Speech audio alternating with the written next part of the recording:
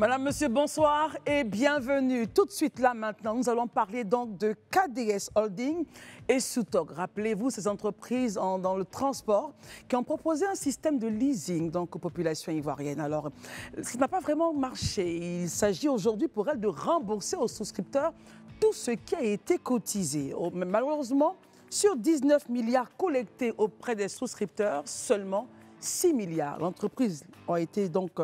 entreprises ont été mises sous surveillance rapprochée, on va le dire ainsi. Un comité dirigé par le directeur général du Trésor ivoirien pilote ce comité. Si vous voulez participer à ce sujet, n'hésitez pas à nous appeler tout de suite. Le Grand Talk démarre maintenant.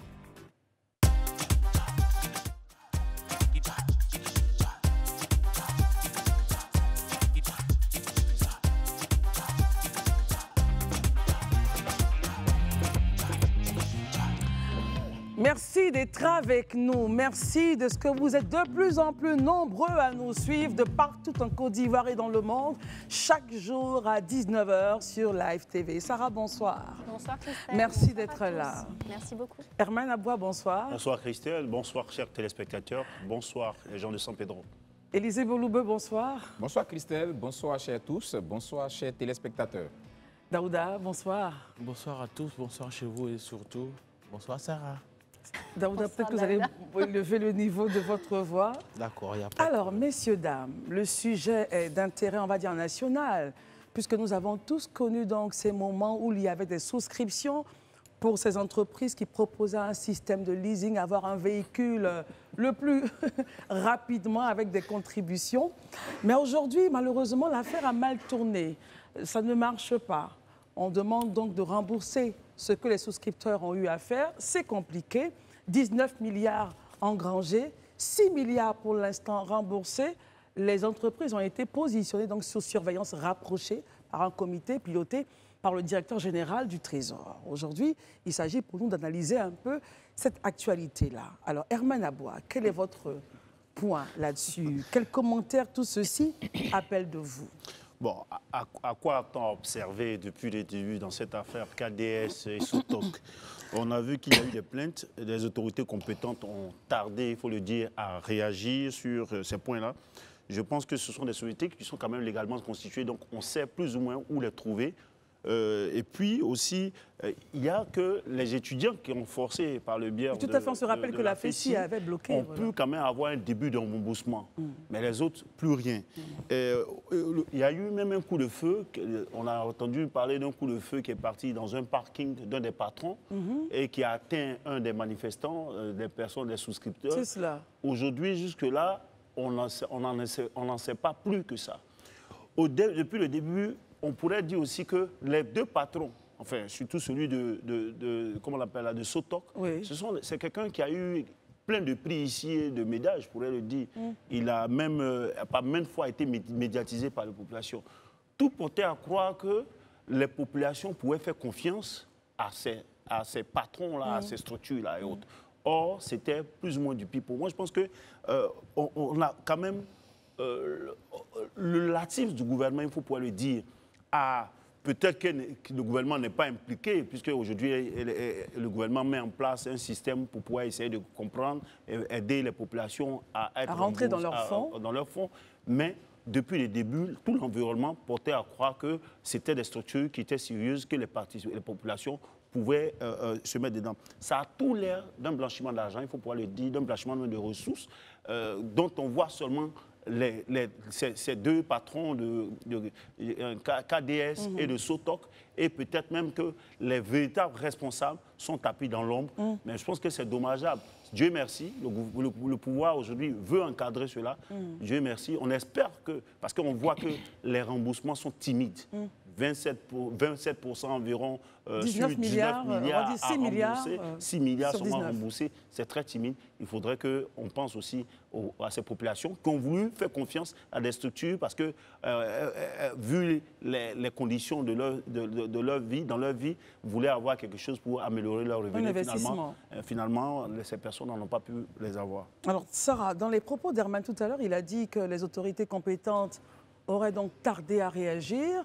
L'affaire pourrait ressembler à du blanchiment d'argent. Dieu merci quand même. l'autorité réagit et dit attention, il faut mettre ces entreprises à surveillance, histoire de voir, de regarder peut-être dans leur compte. Vous qui êtes une économiste avertie, Sarah, comment est-ce que vous réagissez à tout ceci? Je pense qu'il y a plusieurs points à noter, peut-être dans l'ordre, pour établir les choses. La première chose qu'on doit se poser comme question, c'est, parce que là, on est face à un cas de figure où il n'y a que 6 milliards sur les 19 qui ont été remboursés, donc à peine 30% des souscripteurs ont vu leur part remboursée, ce qui est effectivement très peu. Et donc, quand on est face à cette situation, on a envie de se demander, mais quel a été le modèle financier derrière? Parce qu'on parle quand même de produits de placement assez simples, il y a du financement de véhicules, il y a des comptes, des produits d'épargne, etc., assez simples, mais quand les personnes sont venues demander remboursement de leur investissement, pop. Justement, selon vous, Sarah, avec votre expérience, qu'est-ce qui n'a pas marché? Donc, ce qu'on doit se poser comme question tout de suite, c'est de se dire, mais quel est le modèle financier derrière? Qu'est-ce qui fait qu'aujourd'hui, ces remboursements n'ont pas pu avoir lieu? Alors, il faut savoir que le modèle financier n'a pas été entièrement divulgué. Aujourd'hui, les enquêtes sont toujours en cours, mais sur la base des informations qui sont disponibles et que l'on peut observer, on peut penser à plusieurs cas de figure. Tout à l'heure, Herman parlait de blanchiment d'argent. On peut effectivement penser à une mauvaise gestion financière, on peut penser à de la fraude, on peut penser à des dépenses peut-être excessives, une mauvaise gestion, on peut penser à un contrôle interne qui n'était pas efficace, etc. Mais on peut aussi se poser la question du schéma de Ponzi et de se dire, est-ce qu'on n'est pas face ici à un schéma pyramidal, ce qui serait effectivement catastrophique parce que les personnes qui ont été remboursées, donc les premières, seront les seules remboursées. Ce que ça veut dire, en gros, ça implique que le paiement, les rendements qui sont versés aux investisseurs existants se font rembourser à l'aide des fonds qui viennent des nouveaux investisseurs et non pas parce que du profit est généré. Donc dans ce cas de figure, on est dans une situation quand même assez critique. Maintenant, ce qu'il faut se poser comme question, c'est et comme alerte, j'ai envie de dire, c'est toujours se dire, faire des recherches plus approfondies quand on nous propose des produits de placement. Quand on nous dit que, voilà, vous avez un produit... En direction des populations. En direction des populations. Quand on nous dit qu'on a un produit, un rendement de 10, 30, 40%, comme ici c'était le cas, alors que le risque est quand même assez peu élevé et mesuré, il faut tout de suite s'alerter. Ça, c'est une première chose. Et se demander, mais quel modèle économique derrière permet de générer? Quelles sont les sources de revenus qui font ça? Deuxièmement, il faut s'assurer, quand il s'agit de placement financier, quel que soit il faut s'assurer que la société a un agrément auprès de l'AMF, l'autorité des marchés financiers de l'UMOA. Aucune institution ne devrait financière vous proposer des placements s'ils n'ont pas cet agrément-là. C'est le premier signe, le premier signal qui devrait nous avertir. Et au-delà de ça, je pense que le mal est fait aujourd'hui. Ces personnes-là risquent probablement de se retrouver dans une situation où leur remboursement, très compliqué si le schéma de Ponzi est confirmé, parce qu'il n'est pas confirmé aujourd'hui, ça peut être d'autres choses. Mais si vous voulez, la confiance autour des produits de placement, aujourd'hui, elle prend... C'est clair. Très bien. Elle prend un coup. Donc il faut vite agir. C'est pour ça que l'implication du gouvernement est effectivement très importante. Je ne pense pas qu'ils soient venus... Ils sont venus au moment où ils ont été alertés que quand les personnes ont commencé à ne pas se faire rembourser. Ils sont intervenus à ce moment-là. D'où l'importance de vérifier qu'il y a effectivement toujours des agréments derrière. C'est clair. Alors, Élisée Boloubé, justement, avec vous, on va regarder l'importance de vérifier les agréments. Mais est-ce que les populations ont la capacité de détecter, par exemple, la stabilité financière d'une entreprise qui lance ce genre d'activité? Parce que des personnes investissent pratiquement leurs économies, d'autres investissent tout ce qu'elles avaient. Aujourd'hui, on parle d'un remboursement qui a atteint un taux de 27%.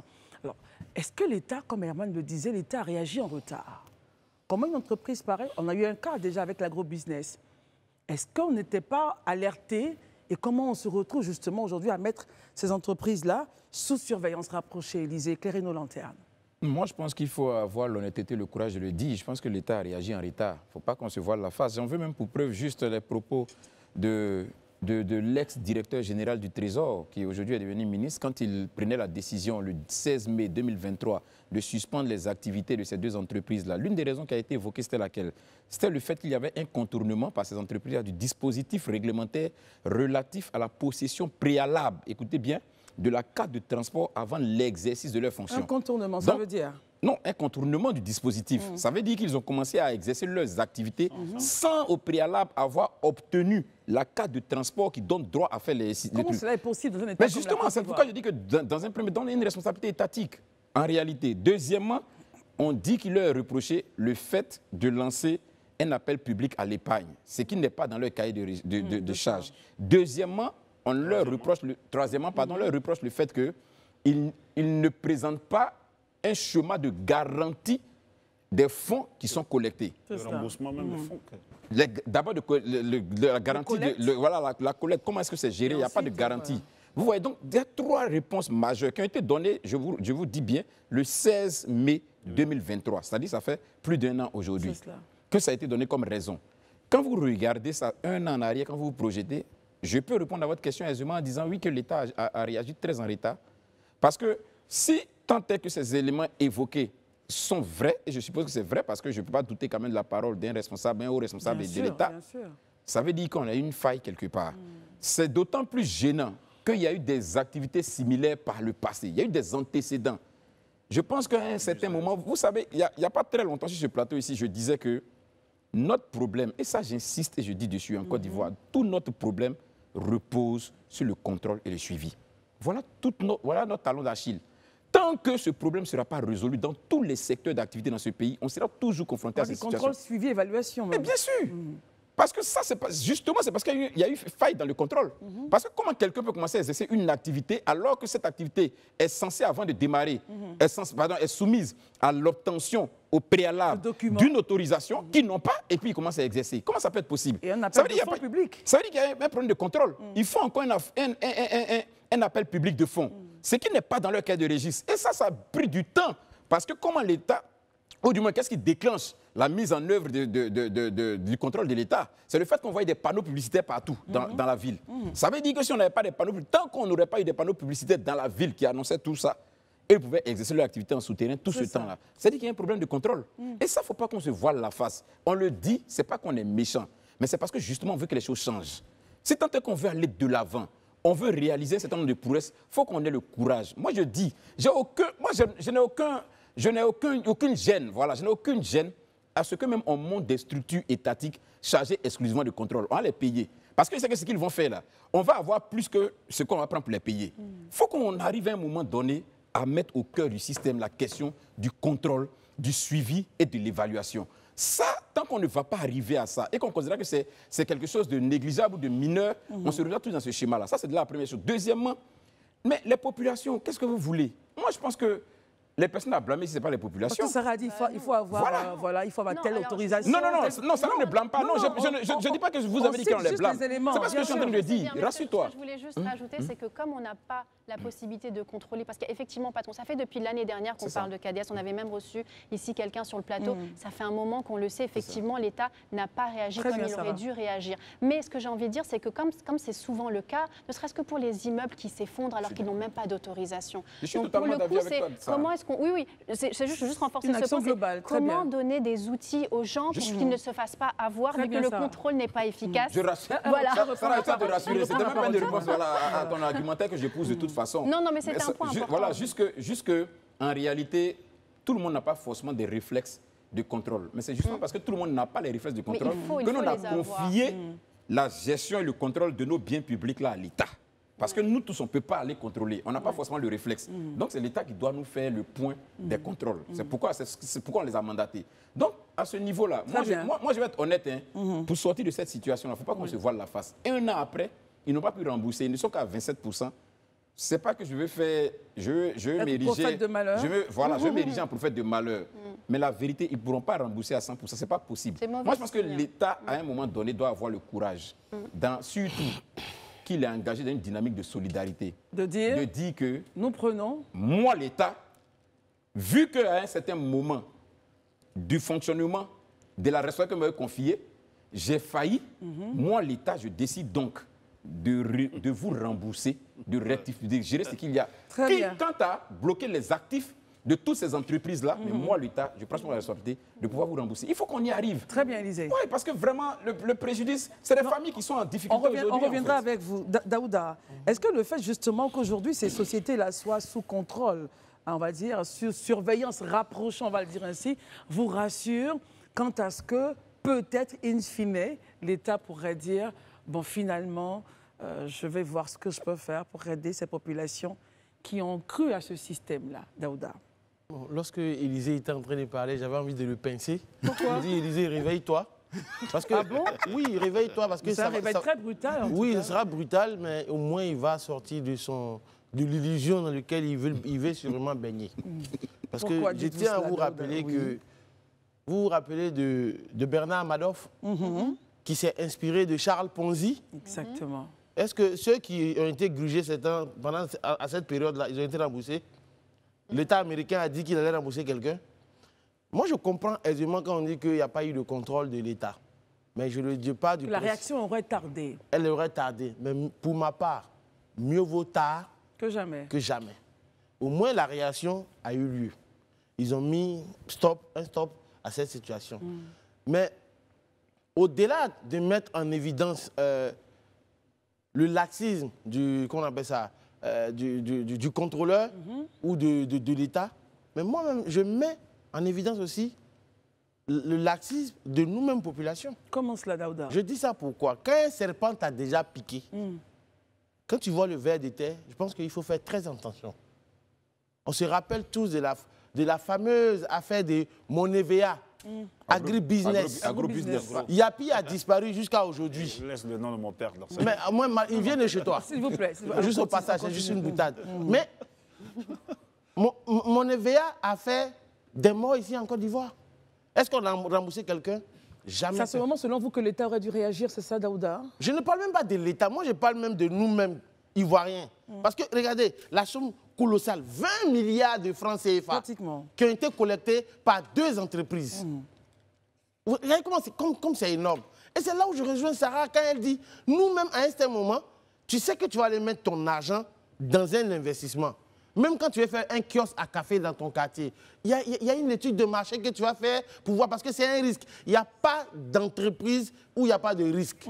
Mais tu vas aller mettre de l'argent. Ici, on a reçu un monsieur qui est quitté en France, parce que tu te rappelles bien, qui est venu, il a mis 10 millions dans une entreprise tunisienne. Après, ils ont disparu.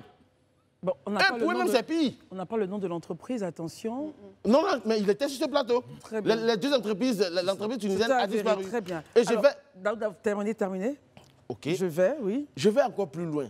Pour ma part, j'estime que il y a d'autres modes de financement en Côte d'Ivoire qui existent. Moi, je n'ai pas assez d'argent. Je n'ai pas beaucoup d'argent. J'aimerais avoir beaucoup d'argent. Non, pour pouvoir bien investir, mais je suis allé pour aller investir en bourse. Au moins là-bas, le risque est vraiment, c'est mesuré. Parce que comment pouvez vous imaginer que quelqu'un, dans mon EVA, on vous a donné pour 50, 100%, 150%, 200% de retour sur investissement. Vous venez, le monsieur de Sotok, moi je le connais personnellement, il m'a demandé d'investir, j'ai dit je ne mets pas mon argent. Mais j'ai vu des amis, des parents, des cousins qui sont allés s'endetter à la banque. Ils sont allés s'endetter à la banque, prendre des crédits. Aujourd'hui, ils n'ont même plus accès à leur propre salaire. À cause de ça. Souvent, nous-mêmes, l'État a sa part de responsabilité. Mais souvent, il faut que nous-mêmes, on prenne conscience pour dire que là où je mets mon argent, est-ce que c'est bien? Est-ce que justement, ce n'est pas le fait de pouvoir avoir de quoi s'autosuffire, avoir le gain rapide avec des gros bonus, est-ce qu'in fine, ce n'est pas ça qui attire aussi, justement, l'émotionnel des populations? Je vais juste écouter Herman, Daouda. Herman, tu me permets juste 2 secondes? Je ne te permets pas, tu attends ton temps. Non, Herman, permettez juste terminer Daouda. Non, je viens. Terminer Daouda et puis on ira à Herman. Moi, mais vraiment terminer aussi. Non, je vais terminer parce que pour moi, j'estime que c'est une question de cupidité.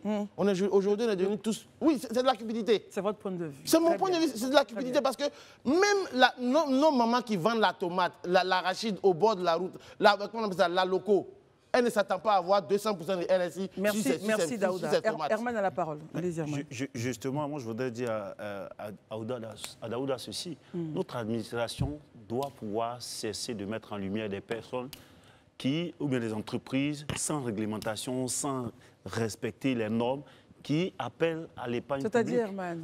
Vous savez bien que Sotok, par exemple, je vais dire son nom, le patron de Sotok, qui s'appelle Kone Yakuba, je crois.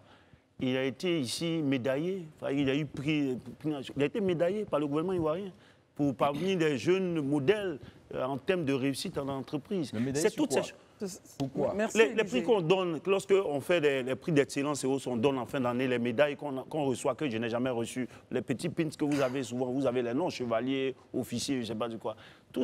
C'est toutes ces choses-là qui renforcent dans la conscience des populations la confiance, donc, qu'il y a une certaine crise.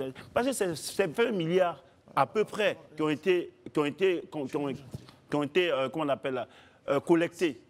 Ça traduit bien le besoin des populations d'avoir des revenus rapides. Tout à l'heure, quelqu'un parlait pour subvenir à leurs besoins, n'est-ce pas? Est-ce qu'aujourd'hui, par exemple, on ne peut pas encourager les multinationales qui sont locales à faire en sorte que, puisqu'il y a une envie d'investissement, à faire en sorte que ces populations-là puissent venir prendre des actions. Récemment, il y a l'ENI, qui est une entreprise dans le domaine du pétrole, qui appelle à ce que les populations viennent prendre des actions. Est-ce qu'on ne peut pas sensibiliser les populations à ces formes modèle serait plus rassurant.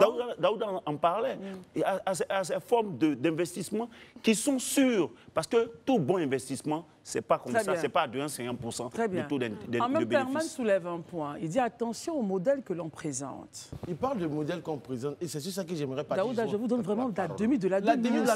Vraiment, parce qu'il y a Élysée et pardonnez, Élysée et Sarah. Oui, je voudrais te dire qu'aux États-Unis, je pense que Bernard Madoff a été propulsé pratiquement par... Mais pourquoi tu as su le mauvais exemple? S'il te plaît. Très bien. C'est pour dire simplement que les escrocs, ils ont des artifices. Donc, s'ils peuvent tromper tout le monde. Mais il est important que, comme je suis en accord avec toi, l'État doit faire sa part Mais le citoyen aussi. Le citoyen aussi doit être très regardant. Merci Daouda. C'est important. Sarah, contribution, allons-y. Oui, juste par rapport pour balancer un petit peu ce qui se disait entre Daouda et Herman, on peut pas trop parler non plus de cupidité. Il s'agit des gens quand même qui cherchent à faire... De la population surtout. Oui, c'est des gens qui cherchent à faire des placements, qui ne sont pas forcément... outillés en matière économique aussi. Exactement, qui ne sont pas forcément outillés. Donc pour eux, ça ne leur parle pas forcément. Ils ne voient pas forcément un risque quand on leur dit tout de suite « Ah voilà, on vous promet 20% de rendement, etc. » Pour autant que le modèle financier tient, enfin, je veux dire, c'est assez... Pour moi, c'est des victimes qui se sont fait arnaquer par un système où des gens profitent justement du manque peut-être de connaissances du marché financier de certaines personnes. Donc ça reste des victimes et rien d'autre. Maintenant, aujourd'hui, quand on parle de l'intervention de l'État, ce qu'il peut faire, c'est s'assurer que ces sociétés-là ont des agréments.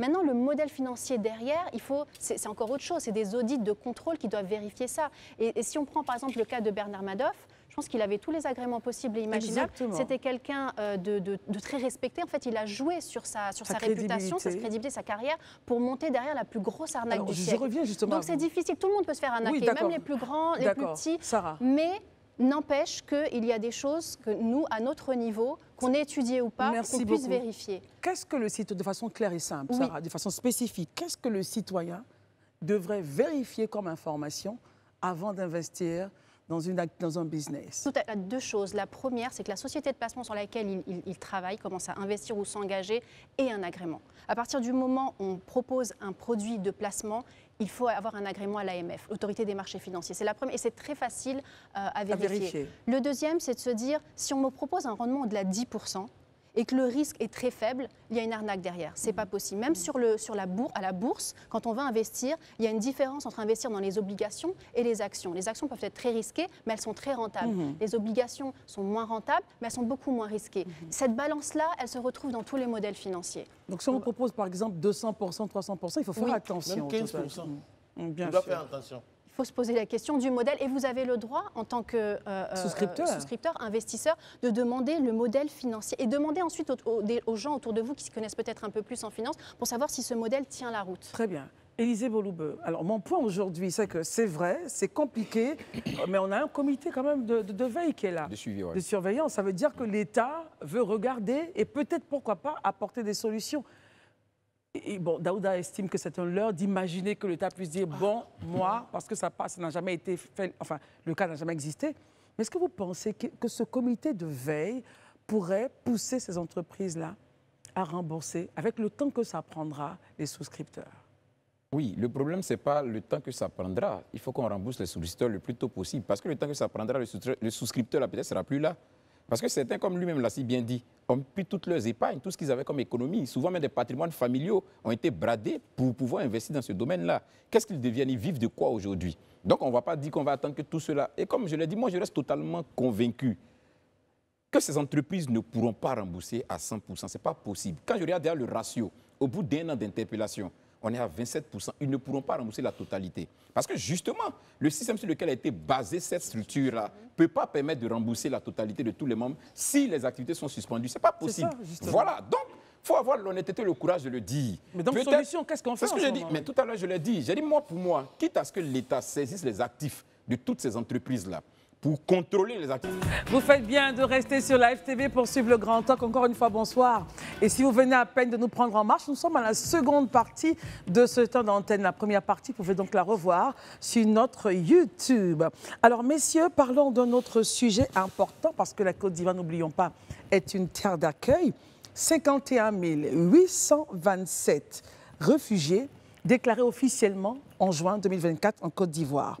57% donc des demandeurs d'asile sont des enfants et 55% de la population féminine sont donc en âge de procréer. Pour avoir de plus amples informations, je vous demande donc de suivre ce magnéto. À tout de suite.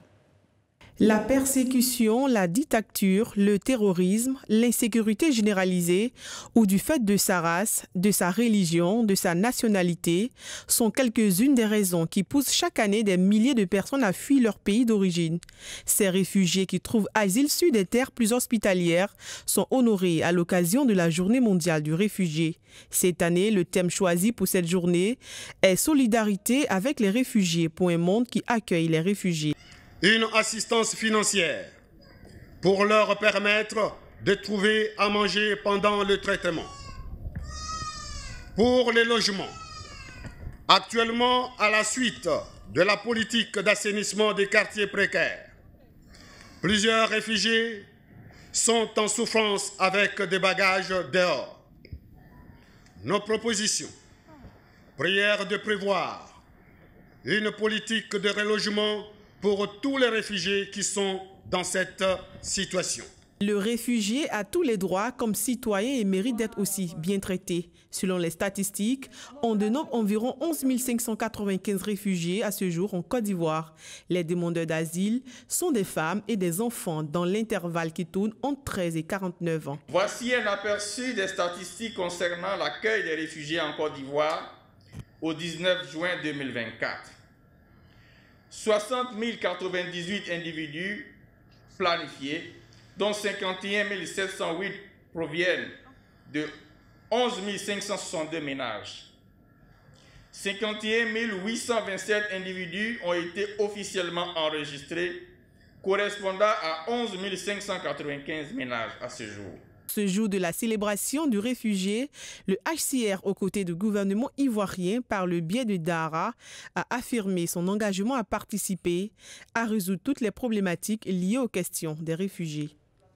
Élisée Bolobo, le gouvernement ivoirien donc s'invite justement dans la question et dit « Nous sommes prêts à accueillir ces personnes-là qui passent momentanément par des situations difficiles dans leurs différents pays. » Je pense que c'est de tradition, hein. Pour tous ceux qui le reconnaîtraient, en tout cas qui voudraient être honnêtes, la Côte d'Ivoire a toujours été un pays hospitalier.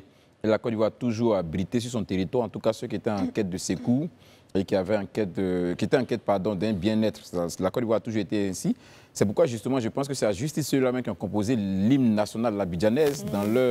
Dans les couplets, on dit pays de l'hospitalité. Terre d'espérance. Terre d'espérance, pays de l'hospitalité, et cela se sent.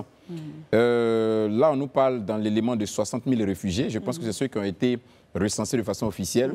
Quand on sait quand même qu'au regard de la porosité de certaines parties de nos frontières, il a dû certainement avoir des gens qui ont dû entrer sans forcément être enregistrés. Évidemment. Voilà, donc ça peut logiquement être au-delà de ce chiffre-là. Mais ça, moi, j'ai juste un commentaire. Ça montre justement que la Côte d'Ivoire, au-delà d'être un pays qui performe sur le plan économique, comme tout le monde s'accorde à le dire, reste vraiment une terre d'accueil. Reste une terre d'accueil, reste un pays hospitalier. Et pour ça, moi, je tiens en tout cas sur ce plateau à féliciter l'ensemble des Ivoiriens, tous bords politiques confondus, sur cette capacité-là à toujours ouvrir les bras à ceux-là qui sont en quête d'un bien-être. Et ça, franchement, je voudrais que chaque Ivoirien, où qu'il soit, maintiennent cette valeur-là, parce que pour moi, c'est ce qui fait qu'aujourd'hui, quand même on arrive souvent à traverser des crises difficiles, on arrive à retomber sur nos deux pieds.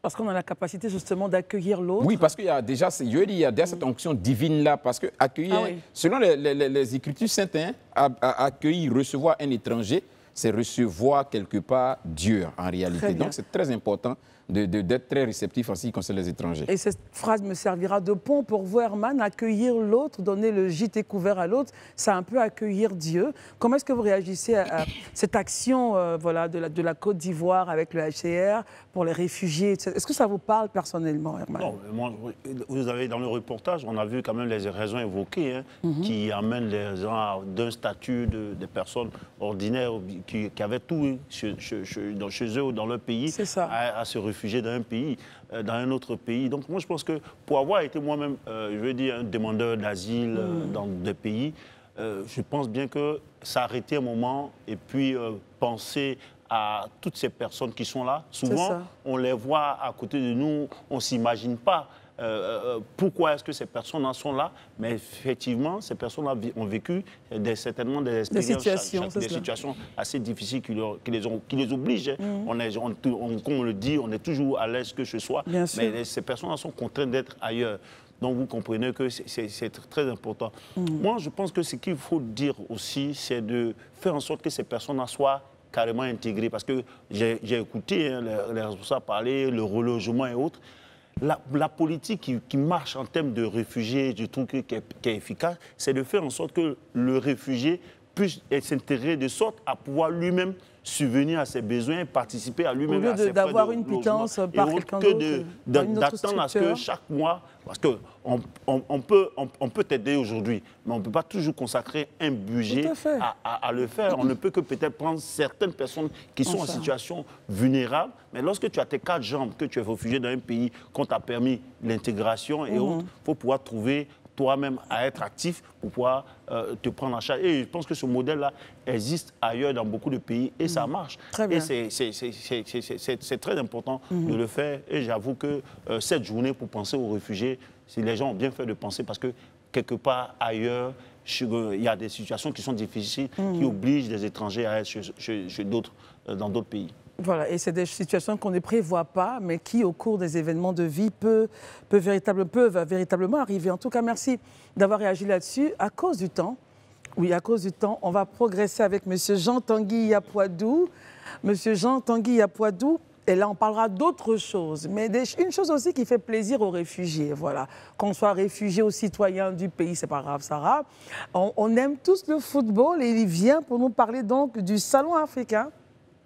Du Salon africain du football pour promouvoir les talents africains. Monsieur Jean-Tanguy Yapoadou, alors il est passionné de marketing, de communication, de foot également, et il a commencé sa carrière, enfin bref, c'est un homme aguerri des médias, et il sait de quoi il parle quand il parle du salon, donc salon du football africain. Mais in fine, au total, pourquoi une telle initiative? Merci de me recevoir. C'est notre plaisir. Alors, j'ai constaté, le Salon africain du football est né d'un constat. Le constat factuel que le continent africain est un grand consommateur d'événements sportifs, dont le premier est la CAN. Et en face de ces événements sportifs, il n'y avait pas justement de plateforme de rencontres et d'échanges avec tous les acteurs de l'écosystème du football qui ne sont pas que les athlètes. Parce que le football, ce n'est pas que les joueurs, c'est aussi des agents de football, c'est des équipementiers. C'est un écosystème, en fait. C'est tout un écosystème. Et donc, il fallait justement pouvoir les réunir autour de panels, de conférences pour justement débattre des problèmes du football africain et impulser un développement. Donc, pour nous, le fer de lance pour ces échanges, en tout cas pour le développement du football africain, c'est l'économie du sport. Il y a justement une économie dans le sport. J'estime que l'Afrique a peut-être loupé le tournant des autres industrialisations, que ce soit au niveau de l'automobile, au niveau du cinéma ou je ne sais pas quoi, mais que pour le football, on a justement la matière pour pouvoir justement se développer. Est-ce que l'Afrique est en train de rattraper son retard, M. Tanguy? J'estime que oui. J'estime que dans le football, on a toutes les capacités pour être aujourd'hui normalement aux standards internationaux.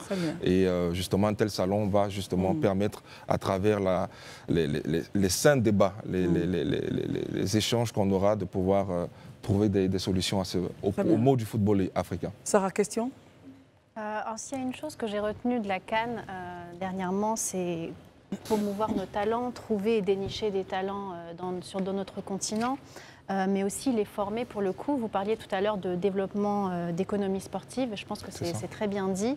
Et quand on parle de développement d'économie, on parle aussi d'investissement. Est-ce qu'aujourd'hui on a les moyens, nos ambitions, est-ce qu'on a les moyens justement pour former ces jeunes-là et les ramener aux standards que l'on souhaite pour nous représenter et porter nos maillots avec fierté? J'estime que oui, parce que tout part de la volonté politique de pouvoir investir dans le sport. Et on a vu ailleurs que les modèles comme le Maroc, où l'État s'est investi justement dans le sport, comme il a investi dans l'éducation ou dans les infrastructures routières, cela a porté des fruits. Et au-delà, donc à côté de ces investissements publics, il y a des initiatives privées comme les nôtres qui accompagnons à travers des actions concrètes le développement du football africain. Et justement, je vous rejoins parce que la formation, c'est la clé. Dans tous les milieux, tant qu'on n'est pas formé, après on a des carences dans la chaîne de croissance. Et je pense que la clé du développement du football africain, c'est vraiment la formation. Formation des athlètes, formation des formateurs et formation des acteurs autour du football. Erwan ? J'ai deux petites questions. La première, c'est d'abord, quelles sont les articulations de ce salon, au-delà de l'aspect panel sur lequel vous revenez à chaque fois. Mais au-delà de ça, pourquoi ne l'avoir pas ouvert aux autres disciplines sportives, du moment où on sait que quand même le football dans le monde, et particulièrement en Afrique, c'est un sport roi qui a déjà assez de visibilité et où il y a beaucoup de choses à faire. C'est souvent les autres disciplines qui sont à la traîne. Pourquoi ne l'avoir pas ouvert aussi à ces disciplines? Très bien. Alors c'est un choix stratégique. C'est vrai que le football est le sport roi. Mais malgré qu'il soit le sport roi en Afrique, il y a encore beaucoup de choses à faire dans le football. Ce que nous faisons, c'est que nous invitons les fédérations sœurs à venir partager leur expérience, mais aussi s'inspirer de ce qu'on fait de bien dans le football. Donc c'est un choix personnel et stratégique parce que j'ai estimé qu'à mon humble niveau, encercler toutes les problématiques de tous les sports pourrait être un peu fastidieux pour moi. Et j'ai commencé par le football. Et justement, dans la vision stratégique, on pourra s'étendre à tous les sports. Pourquoi pas demain avoir un salon africain du sport avec toutes les disciplines représentées. C'est ça. Et les articulations. Ah oui, pardon. Les différents points importants de ce... Alors, les différents points importants de ce salon, on a les panels pour revenir. On a également des moments de networking entre les acteurs parce que on a de mise en relation. On a la Ligue professionnelle de France qui arrive, on a la Liga espagnole qui arrive, qui vont donner des conférences et qui vont exposer leurs projets pour l'Afrique et pour les clubs ivoiriens. Et donc, voilà, ça c'est un des axes majeurs. Et après avoir débattu, on se retrouve le dernier jour au Collège moderne de Cocody où nous allons avoir un match de gala entre des centres de formation U16, U17 pour justement voir un peu comment la formation se porte sur le terrain avec 4 centres de formation devant des recruteurs qui pourront apprécier un peu ce que les talents ivoiriens ont dans les jambes. Voilà. Élisée Bouloubou a posé sa question, mais juste après, avant de terminer, vous allez dire pourquoi est-ce que ça se passera dans un collège et pas dans un stade en Côte d'Ivoire. Mais Très bien. Je laisserai Élisée. D'accord, je tenais déjà à vous féliciter. Vous avez été distingué officier dans l'ordre du mérite sportif ivoirien pour l'excellent travail réalisé au sein du COCAN 2023. Donc vous êtes 3 étoiles comme nous autres aussi. Félicitations. Merci. Juste deux questions. La toute première, je pense que quand on fait ce genre de salon, l'un des objectifs derrière, c'est que ça puisse impacter. Vous avez déjà fait 2 éditions. Quels sont les impacts de ces 2 éditions aujourd'hui? Qu'est-ce qu'on peut en ressortir? Et puis, on a remarqué qu'à chaque édition, il y a des pays invités. Pour cette année, quels sont les pays invités et pourquoi le choix de ces pays? Très bien. Alors, aujourd'hui, on peut dire que le salon a permis justement de pouvoir mettre en relation plusieurs acteurs. J'en veux pour preuve, je ne citerai pas une entreprise qui a construit les bancs de touche pour la CAN à travers ce salon. A pu avoir des marchés au Congo. Parce que nous avons invité l'année dernière le ministre des Sports du Congo qui était là. Des clubs ivoiriens ont pu justement tisser des partenariats avec des clubs étrangers. Donc ça, ce sont des actions factuelles qui ont pu résulter de ces 2 premières éditions. Pour en arriver aux pays invités cette année, nous avons invité le Cap-Vert. Le Cap-Vert parce que c'est un bon modèle de construction d'une équipe nationale, un petit pays, une petite nation. En tout cas, ils ont eu un très bon parcours dans la très bon parcours. Quand vous regardez les 2 dernières CAN, très bon parcours, stoppé souvent en quart de finale, mais vraiment un parcours de malchance. Mais sportivement, techniquement, dans le jeu, c'est une très belle équipe. Une petite fédération qui n'a pas beaucoup de moyens. Et c'est ça qui nous intéresse, pour comprendre qu'on n'a pas forcément besoin de beaucoup de moyens pour faire de belles choses. Il faut une vision peut-être. Il faut une vision, il faut des hommes. Et je voudrais saluer ici le président de la Fédération de Cap-Vert, qui sera avec nous dans ce salon pour justement partager l'expérience du Cap-Vert. Le deuxième pays, vous avez dit 2 pays.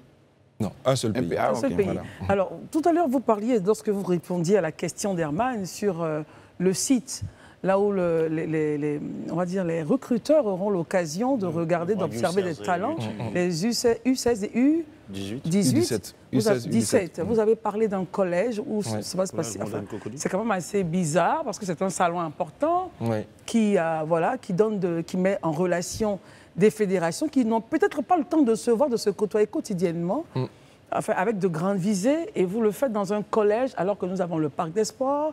Nous avons des stades homologués, bien, professionnels. Pourquoi, M. Tanguy? Alors, vous savez que pendant la CAN, on a eu 24 terrains d'entraînement homologués aux normes internationales. Et le terrain du Collège moderne de Cocody en fait partie. Donc, il a toutes les commodités. 2 vestiaires, une mini-tribune, les tracés corrects. Et il ne faut pas oublier que ce sont des gamins de U16, U17. Donc, il faut les mettre dans des conditions où ils pourront s'exprimer. La preuve, c'est qu'on fait 2 fois 30 minutes. Au lieu dans un environnement pas très stressant comme un stade. Pas très stressant. Et on fait 2 fois 30 minutes au lieu de 2 fois 45 minutes. Ça participe aussi à viabiliser les infrastructures post-CAN. C'est ça. Et à travers l'ONS qui justement met à disposition ces stades-là à des coûts. Donc ça nous permet aussi de faire vivre l'État, la structure. Donc on a opté pour ça, que d'aller au stade de Faute-Boigny où on allait peut-être flotter. C'est pas forcément l'attraction du moment de mettre des gamins de U16, U17 pour un match de gala dans un grand stade. Donc voilà ce qui a guidé notre choix. Est-ce qu'il y a des stars qui seront là, des stars du football qui seront là? Oui, on a Max-Alain Gradel qui sera avec nous. On estime que c'est un héros national qu'il faut honorer, qui a eu une longévité au niveau de sa carrière professionnelle. Donc il va nous donner un peu ses secrets, comment avoir une longévité au plus haut niveau et rester au top, excellent. Donc on aura Max-Alain Gradel, on aura Salomon Kalou et bien d'autres personnes qui vont arriver. C'est vrai que la période n'est pas très propice parce qu'il y a beaucoup de compétitions et ils vont bientôt retourner en pré-regroupement, en club. Donc les quelques-uns qui seront encore à Abidjan, nous ferons l'amitié d'être là. Les derniers mots pour terminer. On est là, j'ai juste dit qu'on est là aussi. Quoi. Qui est là? Moi, je suis le défenseur central de Montezot. S'il vous plaît, revenons à des clubs. Alors, donc, pour terminer, les 28 et 27, ceux qui nous regardent, devraient-ils participer? Devraient-elles donc ces personnes participer avec des cartons d'invitation? Ou les tickets ou les prix sont-ils abordables pour le grand public? Alors, vous voyez, quand on fait ce genre d'événement, c'est parce qu'on a la passion. C'est ça. Donc, on a un petit sacrifice à porter. Mon sacrifice, c'est que je loue l'hôtel Ivoire pendant 2 jours et que je fais l'entrée gratuite. Donc, vous êtes soutenu avec des partenaires, rassurez-nous. Quelques partenaires, voilà, quelques partenaires. Mais bon, écoutez, vous savez que ce ne sont pas tous les partenaires qui donnent beaucoup d'argent. Très bien. Voilà, il y a des partenaires stratégiques qu'il faut avoir pour avancer dans un tel événement. Il y a des partenaires qui financent également, on ne va pas se cacher. Très bien. Et donc, voilà, l'entrée est totalement gratuite. Et donc, tout le monde y est invité parce qu'on sait que parler, ce n'est pas la partie la plus attractive du football que de venir écouter des gens, se former. Et donc, il faut éliminer toutes les barrières. Et donc, on a fait ça gratuit. Merci infiniment d'être venu, hein, Monsieur Tanguy. Yapoadou. Voilà. Merci d'être venu. Merci et puis, rassurez-vous, on save the date. Hein, la 3e édition du Salon africain du football, du 28 au 29 juin au Sofitel Hôtel Ivoire. À partir de quelle heure? À partir de 9h pour l'installation. Et on commence à 10h précisément. Très bien. Élisée Bolou-Berman, Sarah seront là. On sera là pour vous soutenir. Ajoute Élisée Bolou-Berman, l'une des stars, sera présente à ce salon. Très bien. Notre émission est terminée. On a eu beaucoup de plaisir à être en votre compagnie. Demain est un nouveau jour. D'ici là, que Dieu nous garde et les programmes continuent sur la FTV avec, attention, en prime bientôt, là, le vrai match. Bonsoir et à demain.